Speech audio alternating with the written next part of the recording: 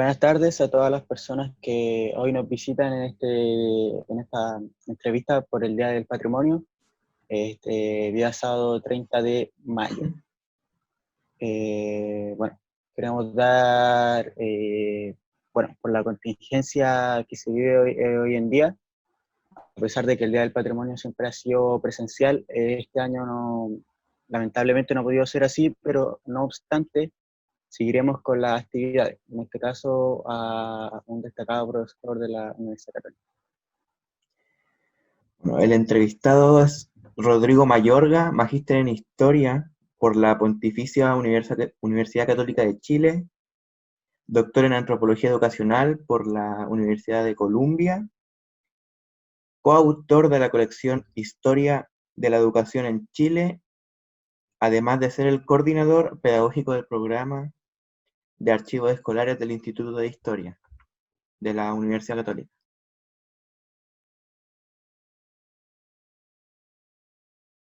Quisiéramos empezar en esta entrevista al profesor para entre las actividades del Día del Patrimonio, que por la contingencia, a pesar de que siempre se ha sido presencial, esta vez la vamos a hacerla vía redes sociales, en este caso en una entrevista. Me presento, soy Benjamín Álvarez y quisiera dar inicio a la entrevista al profesor. Primera pregunta. ¿Cómo nace el programa acerca de la recuperación, organización y apertura de los archivos que conservan los liceos públicos de nuestro país?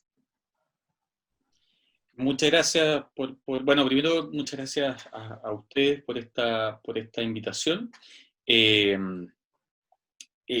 programa del que vamos a estar hablando, el programa de archivos escolares del Instituto de Historia de la Universidad Católica, nace hace ya 10 años atrás. Es un proyecto iniciado en un grupo interdisciplinario de historiadores, expertos de archivística, personas preocupadas por la investigación en educación pública, y que surge justamente en un proceso más grande de investigación sobre la historia de la educación en Chile.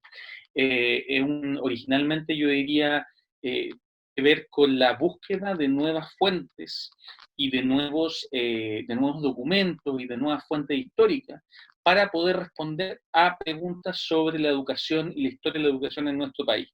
Y en esa búsqueda de nuevas fuentes, una de las formas o de los caminos que se tomaron fue decir, necesitamos, una de esas fuentes está en los documentos que producen los liceos y las escuelas públicas de nuestro país. Ahora, muchos de esos documentos no están en los archivos más tradicionales, los archivos nacionales, sino que son resguardados, son cuidados, conservados por los mismos liceos y las mismas instituciones. Y siguiendo esa pista, podríamos decir, ese rastro, es que se llegó a los mismos liceos a preguntar y a pedir y a consultar sobre esto. Desde ese inicio, desde esa pregunta inicial, que es una pregunta de investigación finalmente, es parte de un proceso investigativo, es que empezó o se instaló el germen de este programa que fue fundado ya formalmente por María José Vial y Rodrigo Sandoval, quienes son los coordinadores actuales del programa de archivos escolares. Bueno, siguiente pregunta sería, ¿cuáles han sido los principales desafíos a la hora de reunirse y organizarse con comunidades estudiantiles interesadas en el patrimonio y la conservación de este? En el fondo, esto también tiene que ver con esta historia de la que me preguntaban ustedes, porque como les decía, esto parte primero como una pregunta quizás de investigación histórica en cierta forma, pero rápidamente empiezan a surgir nueva información las personas se dan cuenta de muchas cosas. Y lo primero tiene que ver con esto que tú señalas, que los investigadores no pueden llegar simplemente a las comunidades no sé, como estos arqueólogos de las películas, a tomar las cosas y a sacar las fuentes. Finalmente las fuentes son de las comunidades escolares, son de las comunidades que las conservan. Entonces, rápidamente surge primero esta pregunta o esta necesidad de que el trabajo que se haga es un trabajo que debe ser conjunto, si no es un trabajo, si no sería ejercer violencia o mantener ciertas desigualdades entre la escuela y la academia. Y por otro lado, y mucho más importante, lo que tú señalas de que hay comunidades que están muy interesadas, mucho más, muchas veces, que los mismos investigadores, porque ese patrimonio tiene un sentido no solo académico para ellos, también tiene un sentido de identidad, tiene un sentido de pertenencia, es un patrimonio que les es propio. Y de hecho lo que encontramos, lo que el equipo encontró una vez que empieza este proceso, es que esas comunidades como tal estaban ya haciendo muchas iniciativas y mucho esfuerzo. Entonces, dentro de esas comunidades, por supuesto, hay profesores, hay ex estudiantes, hay directivos, pero una parte muy fundamental de esa comunidad son justamente los estudiantes. Y bajo esa lógica, un poco yendo a la pregunta más específica, cuando preguntas, bueno, ¿cómo ha sido trabajar con estas comunidades de estudiantes? Lo primero que yo debo decir es que ha sido maravilloso. Creo que esas comunidades de estudiantes son las que le dan la intensidad, la fascinación a mucho de esto. Ha implicado también que nosotros tengamos que volver a hacernos nuevas preguntas, por ejemplo, en la dimensión más pedagógica del proceso, o sea, cómo también este patrimonio no solo tiene un valor en sí mismo, sino que tiene un valor que utilizamos o que crece cuando se utiliza en la sala de clases, se utiliza en procesos de investigación de estudiantes, cuando se utiliza como una forma del proceso educativo de ustedes finalmente, de las personas para quien la escuela está hecha sobre todo, que son sus alumnos y sus alumnas. Y eso también nos ha llevado a ir avanzando en nuevas proyecciones. Por ejemplo, yo les comentaba, Rodrigo Sandoval y María José Vial son los fundadores originales, los fundadores de este programa. Ellos son hoy día coordinadores coordinadores generales del programa de archivos escolares. Yo, Rodrigo, que soy Rodrigo también, pero mayor, soy coordinador pedagógico. Entonces, el hecho de que se haya creado una función que tenga que ver con la parte pedagógica, también tiene un objetivo, que es justamente acercarnos a esas otras dimensiones que tienen muy directamente que ver con los grupos de estudiantes que participan de este taller, o sea, de este programa.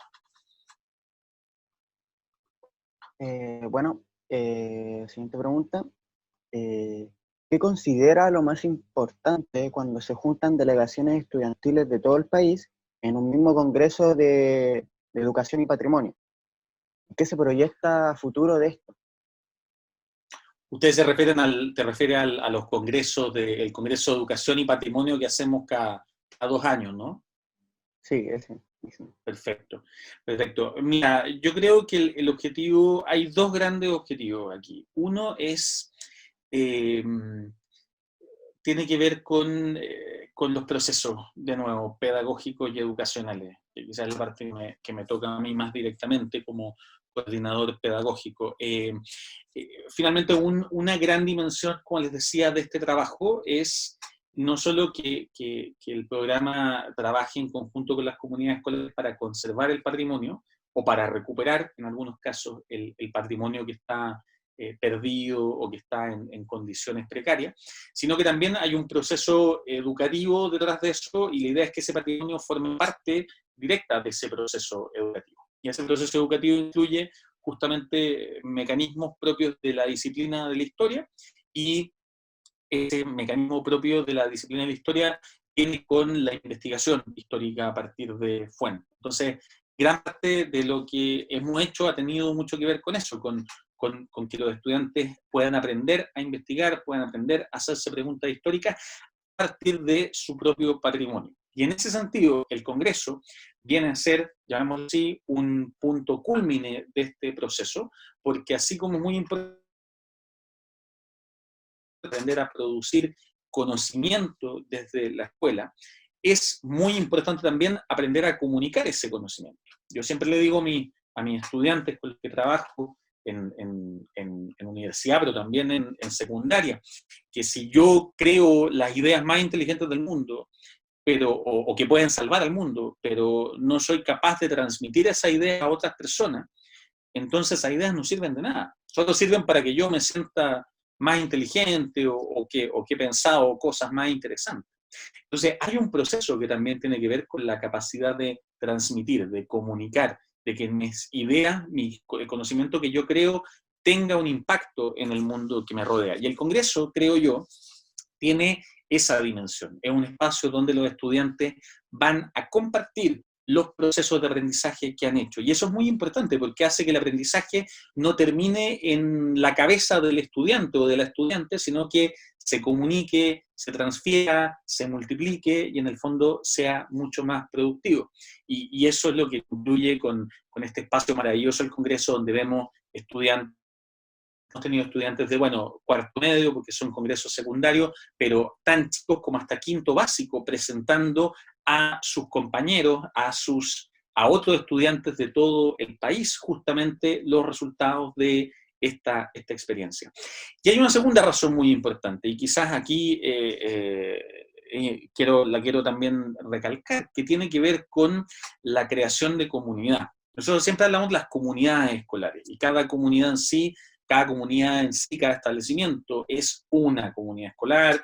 Ustedes vienen del Liceo de Aplicación, ahí hablan de su comunidad escolar, el Instituto Nacional, el Liceo Abate Molina en Talca, el Liceo Oscar Castro en Rancagua, y cualquier liceo, cualquier escuela, cualquier colegio es finalmente una comunidad escolar. Pero en estos congresos también nos damos cuenta de que formamos parte de una comunidad más amplia, que podríamos llamar la comunidad de la educación pública o incluso eventualmente de la educación.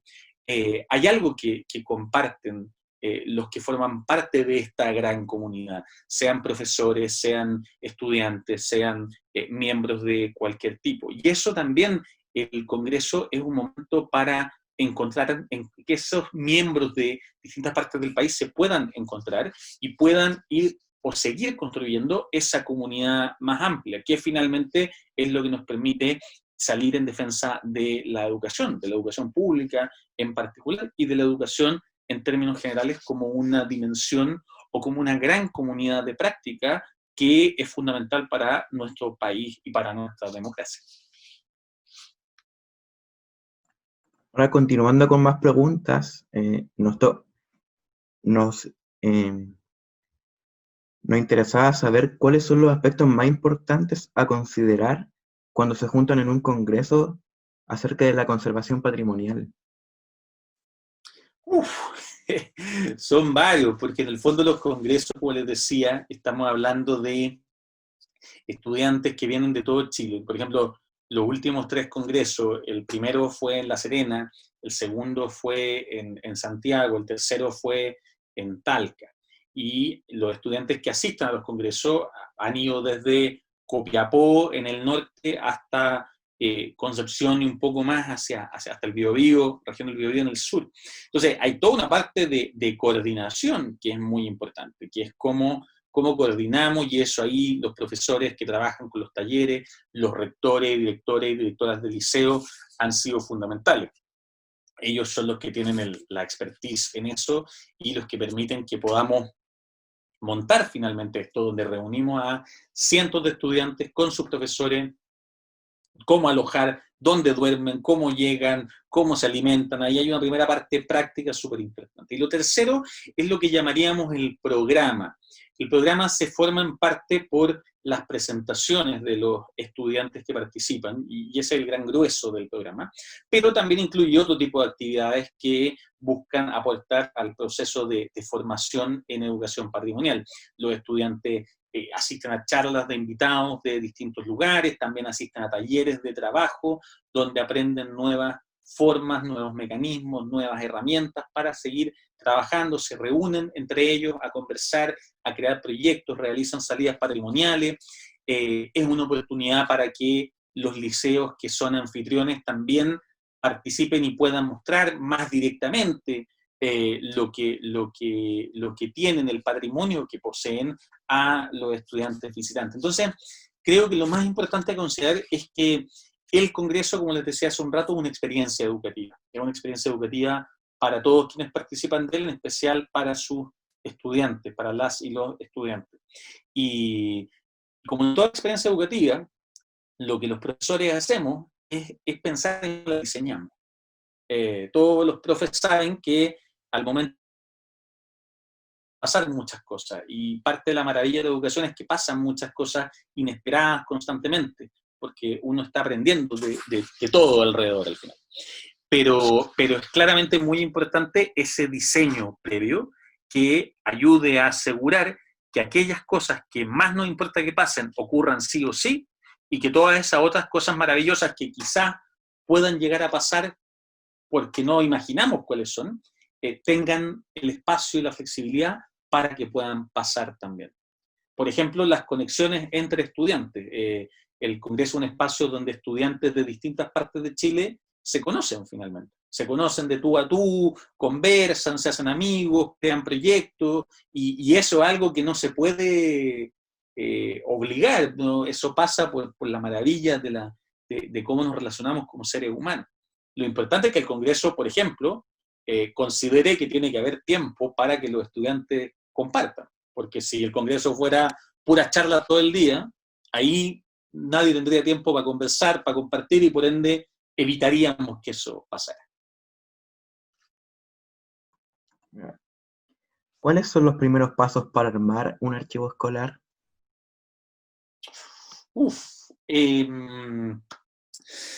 Yo diría que el primer paso tiene que ver con el reconocimiento o la búsqueda y el reconocimiento de ese patrimonio escolar como tal.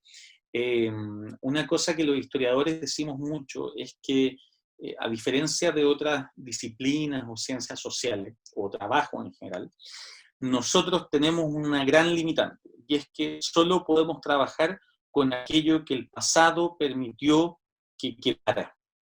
Entonces, por ejemplo, si hay una carta que yo quiero usar en una investigación y esa carta tiene una sola copia y hace 5 años, o 10 años, o 100 años esa única copia se quemó, yo no la puedo usar, aunque quiera, no tengo cómo, no la puedo producir de nuevo.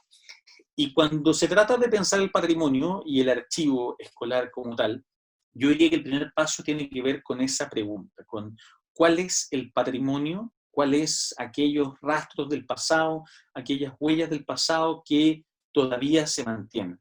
Entonces, ese proceso, por contarles quizá un par de ejemplos más específicos con los que me ha tocado trabajar en distintas instancias, puede pasar, como nos ha pasado en algunos liceos, de que ese patrimonio esté, que alguien ya lo haya recuperado, guardado y esté ordenadito en una parte de la biblioteca. Y ahí el primer paso, luego de reconocer, va a ser el proceso de ordenar, de clasificar, etcétera, etcétera. Puede pasar también, como nos ocurrió en un liceo en Santiago, que el patrimonio o lo que quede de esos documentos del pasado, nos tocó una vez un liceo donde había habido un incendio, hacía 10 años, y el incendio había quemado un edificio completo del liceo, donde estaban, entre muchas otras cosas, el antiguo archivo del liceo. Entonces, cuando nosotros llegamos a trabajar con la comunidad, lo que quedaba era un edificio quemado, en el cual era peligroso estar mucho rato, y en una sala en el segundo piso de ese edificio estaba todo lo que tirado, todo lo que había, todos los papeles que no se habían quemado. Entonces, ahí el primer paso, o el segundo paso, porque el primero es reconocer, el segundo paso es distinto, porque ahí yo no puedo partir clasificando, ordenando. El primer paso es cómo yo muevo, cómo yo recupero todo eso y lo llevo a un lugar que permita donde pueda seguir haciendo los otros pasos. Entonces, cambia. Y ahí el primer paso fue ponerse mascarilla, hoy día que es tan importante también, ponerse guantes, y con mucho cuidado algunas personas ingresar al lugar, ir sacando de a poco esto, cuidando que no se nos fuera a caer el edificio encima, y mucho. Puede pasar, y aquí pongo el tercer ejemplo, como para mostrarles 3 tres casos distintos. Imagínense que ese liceo, por ejemplo, el incendio hubiera quemado todo, que ha pasado, conocemos casos así, donde el pasado no permitió que quedara ningún documento. ¿Significa eso que no se puede hacer recuperación patrimonial o no se puede incluso crear un archivo? No, no significa eso. ¿Por qué? Porque también hay un patrimonio que es lo que llamamos el patrimonio inmaterial, que tiene que ver con la memoria de las personas, con las prácticas, con las tradiciones. Entonces también hay casos donde no habiendo un patrimonio físico, material, archivos documentales como tal, hay experiencias de construcción de archivos orales, por ejemplo, donde lo que se hace es justamente producir una entrevista o hacer entrevistas, por ejemplo, a ex estudiantes que recuperen la memoria de su experiencia en su establecimiento escolar. Entonces ahí el primer paso es distinto. No es ni clasificar, ni es recuperar, es más bien producir esos documentos audiovisuales o auditivos o escritos, si alguien los transcribe, para luego poder hacer el proceso de clasificación, bla, bla, bla. Entonces, ahora, todo esto para decir que el primer paso es finalmente ese reconocimiento, el momento en que uno dice, ¿dónde está nuestro patrimonio? Porque finalmente el patrimonio es algo propio de toda comunidad. Eso es lo más importante. Y cuando uno dice, lo que no puede pasar, lo que no va a pasar nunca es que una comunidad diga, no tenemos patrimonio. Lo que puede pasar es que no lo tengamos a la mano, pero una comunidad que dejó de tener patrimonio es probablemente una comunidad que desapareció, porque al menos en la memoria de sus personas siempre estará ese patrimonio inmaterial. Entonces, lo primero, reconocer cuál es el patrimonio de mi comunidad. ¿Qué proyectos están trabajando actualmente como red de escuelas patrimoniales? Bueno, estábamos trabajando, tenemos un próximo congreso que originalmente estaba pensado hacia fines de este año 2020, hacia octubre. Estamos en este momento en proceso de reevaluación y lo más probable es que ese congreso se posponga justamente por la situación actual que estamos viviendo de pandemia, de coronavirus, en el fondo, no solo por el hecho de que no es recomendable reunir a un montón de personas, como les contaba yo, en las condiciones en que estamos, obviamente, sino que también porque la situación del coronavirus ha afectado enormemente a la escuela, a los liceos, a los profesores, a los estudiantes, a las familias, y también ese proceso de trabajo, de investigación, obviamente ha tenido que sufrir modificaciones, en algunos casos se ha tenido que interrumpir o posponer. Entonces, ahora, ese congreso sigue como uno de nuestros grandes proyectos, pero probablemente se hará más adelante, porque estamos todavía trabajando en esa línea. Y el segundo proyecto que estamos desarrollando tiene que ver con un portal web digital que permita recoger justamente el trabajo de esta red y el trabajo de los estudiantes, de los profesores, de las comunidades. Como yo les contaba, este es un proyecto, es un programa que ya tiene 10 años, cumplimos 10 años de vida este año. Es un programa que cuenta con decenas de liceos participantes, cientos de estudiantes que han formado parte del programa en algún momento u otro. Hay estudiantes que fueron parte del programa en algún momento como liceanos y liceanas, después salieron, estudiaron historia y hoy día son profesores de nuevo en sus liceos y son parte del programa como tal. Entonces, el objetivo que tenemos con este sitio web es que este sitio web sea justamente un espacio de reunión donde los miembros del programa, los miembros de la red, puedan saber todo lo que están haciendo los otros miembros de la red, puedan compartir constantemente su trabajo y su patrimonio, donde estén el patrimonio digitalizado de los distintos liceos, en el fondo, que uno pueda acceder no solo al patrimonio que pueda acceder, digamos, físicamente, sino que también hay mucho patrimonio que se digitaliza como tal. Y también donde podamos proveer orientaciones pedagógicas, un poco lo que me compete más a mí, de cómo se puede trabajar este patrimonio también en el aula. ¿Y por qué lo digo así? Porque también aquí hay un objetivo que siempre existe, que es que el trabajo que se hace dentro de esta red no es solo para esta red, es para las comunidades escolares en su conjunto. Entonces, cómo, por ejemplo, el trabajo que ustedes hacen como taller del liceo de aplicación, cómo podemos seguir ayudándolos a que ustedes continúen llevándolo al resto de su comunidad escolar, a sus compañeros o a los compañeros o compañeras de otros liceos que también podrían usar esos documentos que ustedes tienen para sus propias investigaciones o para aprender más sobre esta gran comunidad que decíamos que es la comunidad educativa nacional. Yo me atrevería a decir que ese es el gran proyecto de este año 2020, que coincide, como les decía, con los 10 años del programa, y que además, producto de lo que ha ocurrido en las últimas semanas, en los últimos meses, en realidad, a estas alturas, con la pandemia de coronavirus, se vuelve mucho más urgente.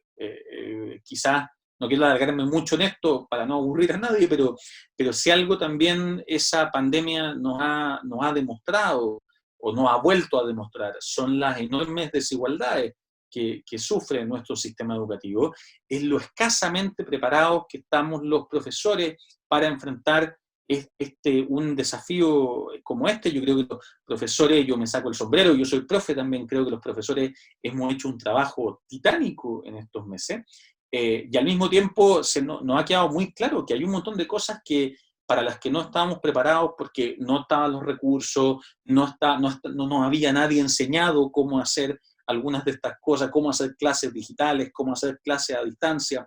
Entonces también yo creo que este portal, este sitio web, va a ser, o pretendemos que sea, un aporte a esto, un aporte a este nuevo desafío que la educación ha tenido que enfrentar en estos meses, la educación chilena, y que como historiador, les digo, no había enfrentado nunca antes de esta forma.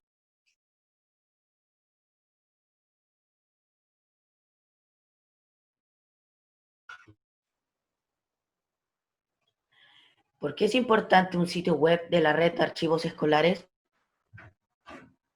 Bueno, justamente por eso último que comentaba. Yo creo que vuelvo quizás a la idea del Congreso. Yo creo que es muy importante que hayan espacios de encuentro. Creo que las comunidades se construyen en la práctica, se construyen en los procesos de interacción y en los procesos de encuentro. Por eso el Congreso es un lugar tan importante. Ahora, ¿reemplaza lo digital al encuentro? No, sin duda que no. Yo espero y creo que mucho rápidamente que esto termine lo antes posible para que podamos volver a nuestros espacios de encuentro físicos que hoy día no tenemos. Pero sin embargo, sí el encuentro en espacios digitales puede sumarse a esos espacios.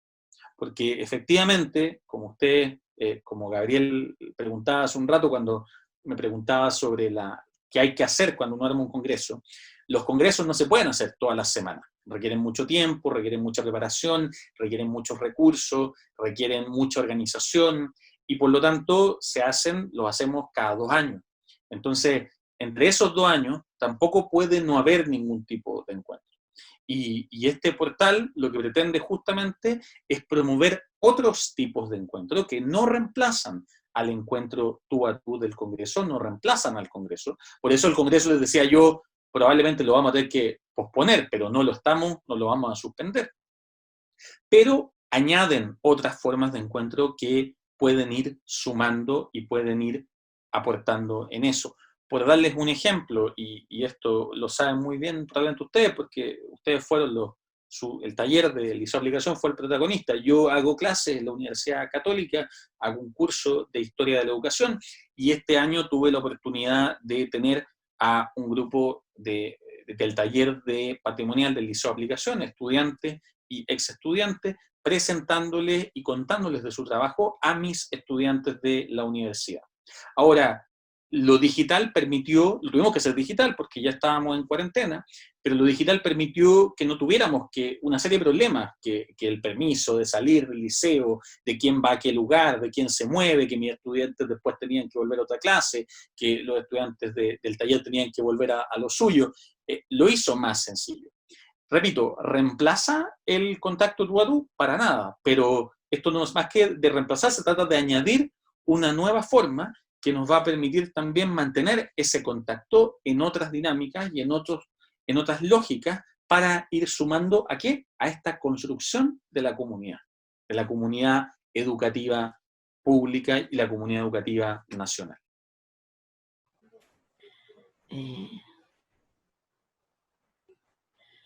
¿De qué modo piensa que son las mejores maneras de acercar la memoria a nuestra sociedad?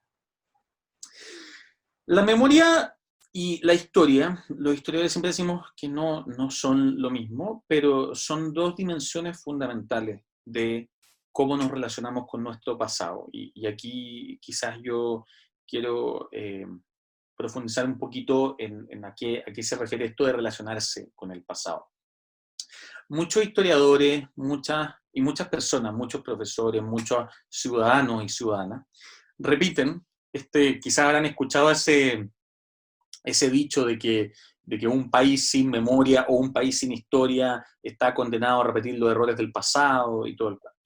Y ese dicho, que tiene algo de cierto, en el sentido de que la historia nos enseña algunas cosas que han ocurrido. A mí no me gusta mucho porque creo que oscurece el verdadero punto de fondo. Entonces, eso tiene que ver con una concepción más tradicional de la historia o la memoria como una suerte de maestra de la vida. Entonces, yo recuerdo los errores que cometí o recuerdo las cosas buenas que se hizo para poder hacer nuevas cosas buenas o para poder hacer o no hacer esos errores. Eso es verdad, existe, pero yo no creo que sea el punto de fondo, y por eso creo que tu pregunta es muy importante. Para mí la historia tiene que ver, la memoria tiene que ver con la capacidad de recordar que somos seres humanos en el tiempo. ¿Qué significa eso? Significa que hoy día, todos nosotros, ustedes tres, yo y todas las personas que nos están escuchando y visitando por este Día del Patrimonio, vivimos en el presente. Y vivir en el presente significa que no sabemos lo que viene, no conocemos el futuro, porque el futuro todavía no existe, pero sí sabemos, tenemos aprendizajes que hemos recibido del pasado de nuestra vida, del pasado de cada uno y también del pasado de otras personas o del país o de nuestras comunidades, como hablamos. ¿Y cómo aprendemos de eso? Por el patrimonio, por la memoria, por la historia, etcétera, etcétera. Ahora, con esos aprendizajes, nosotros tenemos que tomar decisiones hoy día. Tenemos que tomar decisiones para construir un futuro que todavía no existe, que tenemos que construir. Entonces, cuando yo enseño historia, cuando yo hablo de historia, cuando yo hablo de memoria, cuando yo miro al pasado, sí, aprendo, pero ¿qué es lo más importante de todo? Es recordar que esos seres humanos del pasado eran seres humanos como nosotros, y que lo que pasó después, que para nosotros a lo mejor es el pasado o es nuestro presente, para ellos era un futuro que no existía. Entonces, más que identificar y decir, oye, qué mal lo hicieron, qué bien lo hicieron, por qué lo hicieron así, todo el cuento, lo más importante es aprender de ese proceso político de tomar decisiones en el tiempo. ¿Y por qué se los digo hoy día? Porque yo creo que hoy día esta pandemia que estamos viviendo nos pone frente a eso de forma muy brutal. No sabemos qué va a pasar. No sabemos qué va a pasar. En realidad nunca lo hemos sabido. Lo que pasa es que las cosas pasaban con cierta normalidad y eso nos permitía más o menos prever lo que iba a pasar. Entonces ustedes entraban al liceo y sabían que habían vacaciones en tal fecha, que en tal fecha venían las protestas, que en tal fecha se acababa el año. Hoy día ya no sabemos ninguna de esas cosas.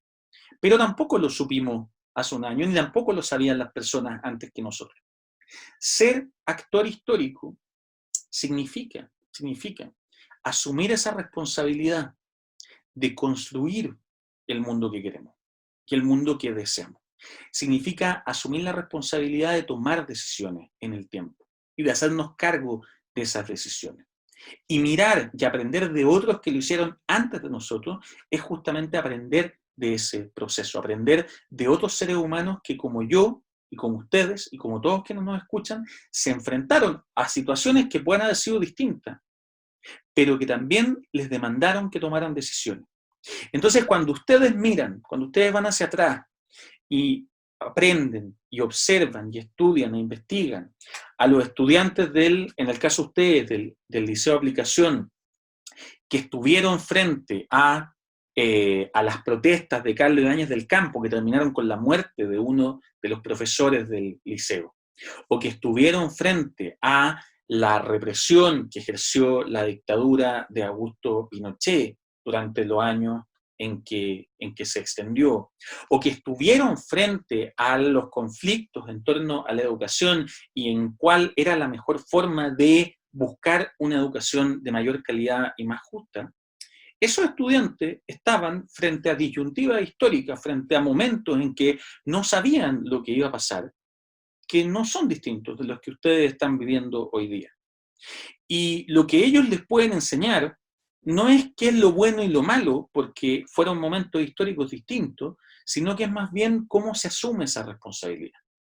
Lo que la ciudadanía chilena del pasado nos puede enseñar, sea que lleguemos a ella por la historia, o sea que lleguemos a ella por recuperar su memoria, es justamente cómo frente a esos momentos críticos históricos, esa ciudadanía tomó decisiones.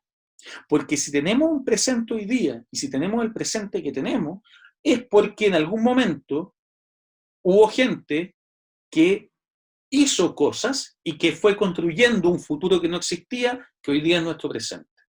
Y el futuro en el cual vivamos nosotros va a ser el futuro que construyamos históricamente.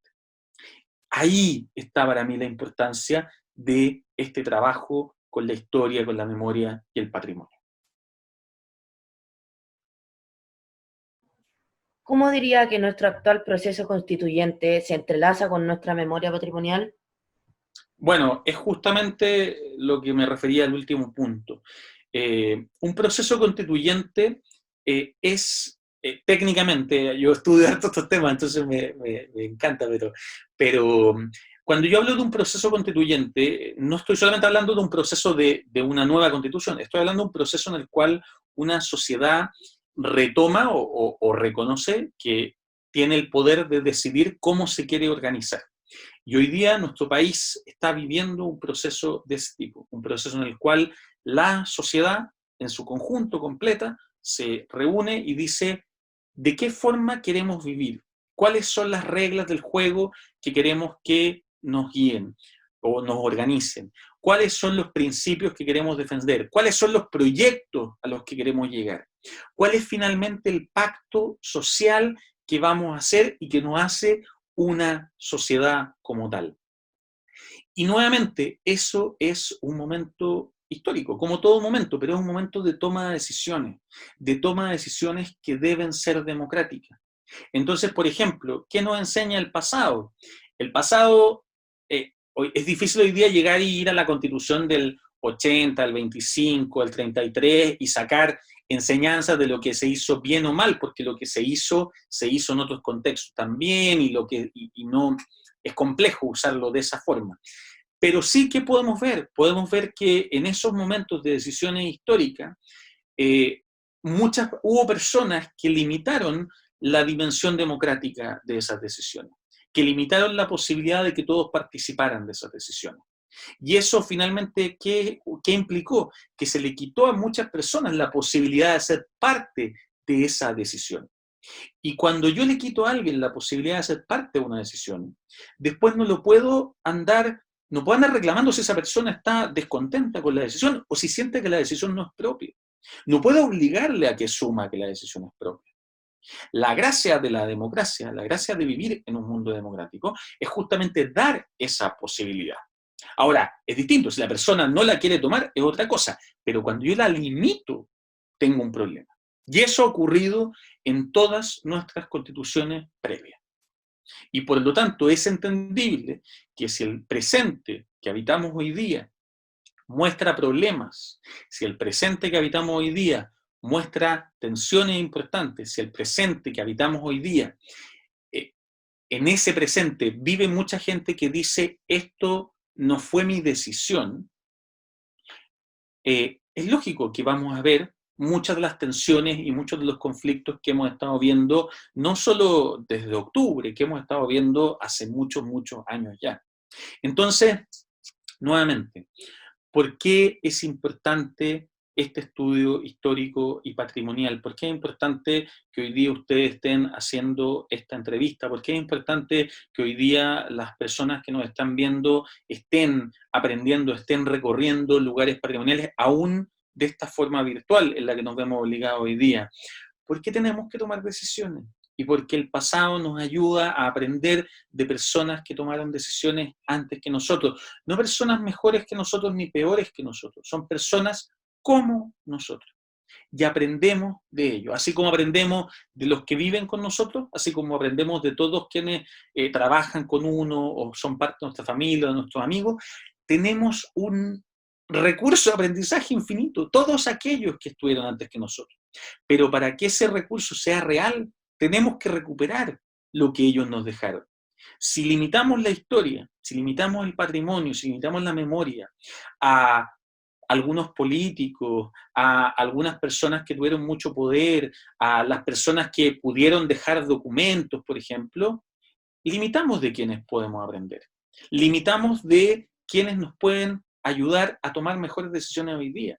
Entonces, cuando hacemos algo como esto, chiquillos, y quiero volver a recalcar lo importante de lo que están haciendo, de decir, mira, aquí hay un montón, miles de estudiantes que estuvieron en este liceo, en esta institución pública, que pasaron por acá.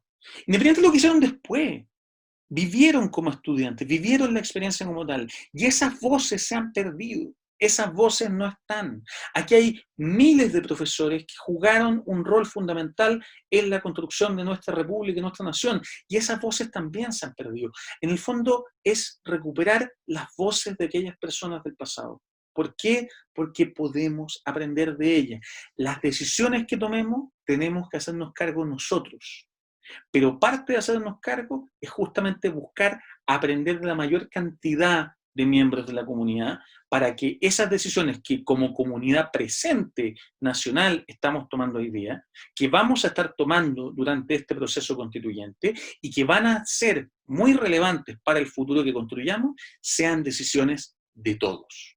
Porque si no son de todos, vamos a seguir viendo los problemas que hemos estado viendo hasta este momento. Así que nuevamente, solamente quiero agradecerles a ustedes por lo que están haciendo, quiero agradecerles a ustedes por hacer esto, por sobreponerse a las dificultades que el momento presente nos está generando, y nada más que pedirles que ojalá sigan haciéndolo, sigan aprendiendo, sigan comunicando, así como se lo pido a todas las personas que están visitando esta ruta virtual el día de hoy.